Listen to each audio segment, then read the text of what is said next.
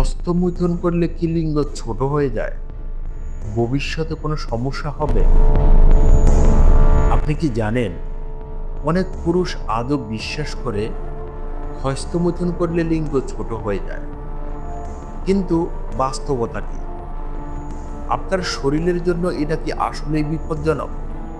আজকের ভিডিওটা না দেখলে হয়তো আপনি সারা জীবন ভুল জানবেন।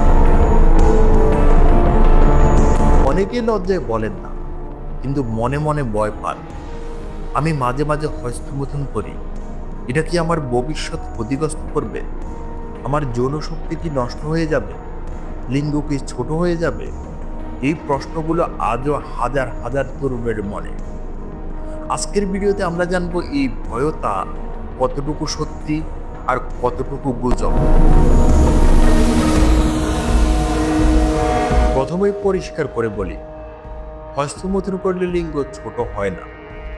এটা বিজ্ঞান এবং ডাক্তাররা পরিষ্কার ভাষায় বলে থাকেন, পুরুষের লিঙ্গের আকার নির্ধারণ হয় জিন বা বংশগতির কারণে। হস্তমৈথুনের সাথে এর কোনো সম্পর্ক নেই। তবে সমস্যা হয় যখন কেউ দিনে 3 থেকে 4 বার তার বেশি হস্তমৈথুন করতে থাকে।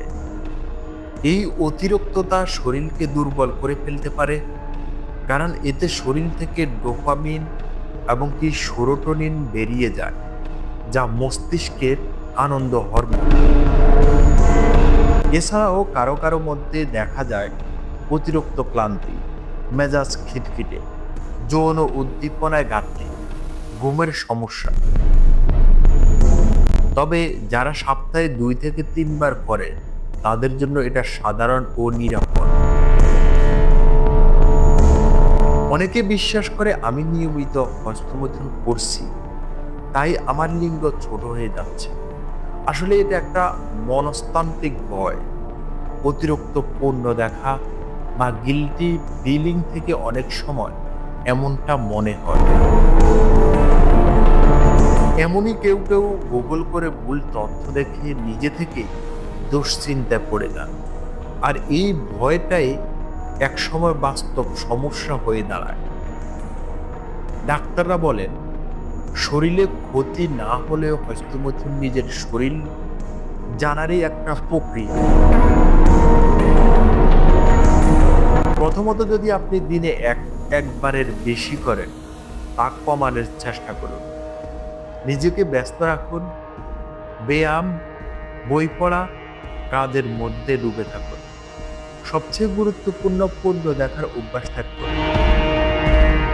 2-3 দিন পর করলে কোনো সমস্যা হয় না, কিন্তু যদি ক্লান্তি, বিষণ্ণতা বা আগ্রহের অভাব টের পান, তাহলে একজন বিশেষজ্ঞের পরামর্শ নেওয়া উচিত। আপনি কি মনে করেন, হস্তমৈথুন সত্যি ক্ষতিকর, নাকি এটা কেবল ভুল ধারণা? আপনার মতামত কমেন্টে লিখে জানান। আর শরীর ও স্বাস্থ্য নিয়ে এমন বাস্তব তথ্য জানতে চাইলে এখনই আমাদের চ্যানেলটি সাবস্ক্রাইব করুন। পরের ভিডিওতে আসছে, ঘনবীর্য না হলে কি সন্তান হবে না? একটা ভয়ঙ্কর ভুল যা অনেকেই করে বসে। সবাই ভালো থাকবেন, সুস্থ থাকবেন। আল্লাহ হাফেজ।